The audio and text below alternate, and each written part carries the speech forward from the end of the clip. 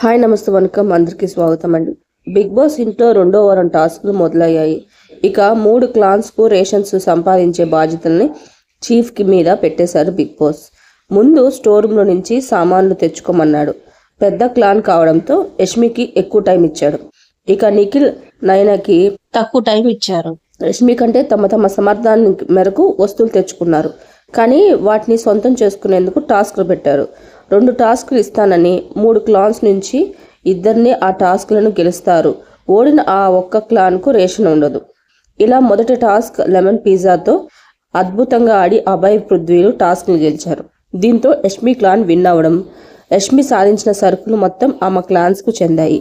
ఇక రెండో టాస్క్లో కనిపెట్టు పరిగెత్తులో నైనిని విన్ అయింది. ఇంకా తనకు అన్యాయం జరిగిందంటూ సంచాలక్ యష్మి మీద మణికంఠ ఫైర్ అయ్యాడు. పావు కిలో అంటే ఎగ్జాక్ట్గా ఎవరు తీసుకొని రారు, దానికి దగ్గరలో ఉన్నది కన్సిడర్ చేయాలని మణికంఠ వాదించాడు. కానీ సంచాలక్ నిర్ణయం తుది నిర్ణయం అని యష్మి కాస్త ఎక్స్ట్రాగా చేసింది. అవతల టీంలో 6 ఉన్నారని ఇక్కడ మణికంఠకు పాయింట్ ఇస్తే టై అవుతుందని, 6 పస్తులు ఉండాల్సి వస్తుందని, యువతల ఇద్దరే ఉన్నారు కదా అని ఇలా నిర్ణయం తీసుకున్నాను అని యష్మి చెప్పుకొచ్చింది. ఇలా చివరకు నైని టీం విన్ అయింది. వారికి రేషన్ వచ్చింది. నిఖిల్ మణికంఠలకు రేషన్ కట్ అయింది. వాళ్ళకి రాగి పిండి ఇచ్చాడు. దీంతో వారమంతా గడపాలని చెప్పారు. అయితే ఈ రేషన్ను కాపాడుకోవాల్సి ఉంటుందని బిగ్ బాస్ హింట్ అయితే ఇచ్చాడు. అంటే ఆ రేషన్ను దొంగిలించుకోవచ్చు అని చెప్పగానే చెప్పేశాడు. ఇక ఈ నిఖిల్ నామినేషన్స్ రోజు జరిగిన సీన్స్ అన్ని గుర్తు చేసుకుంటూ ఎమోషనల్ అయ్యాడు.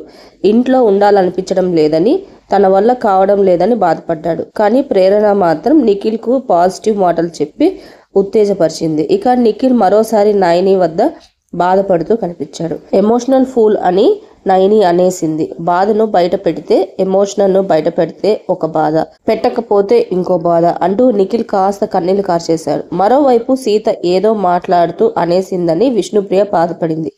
మణికంఠ ఇంట్లోని రేషన్ను దొంగతనం చేయాల్సింది అని ఫిక్స్ అయ్యాడు.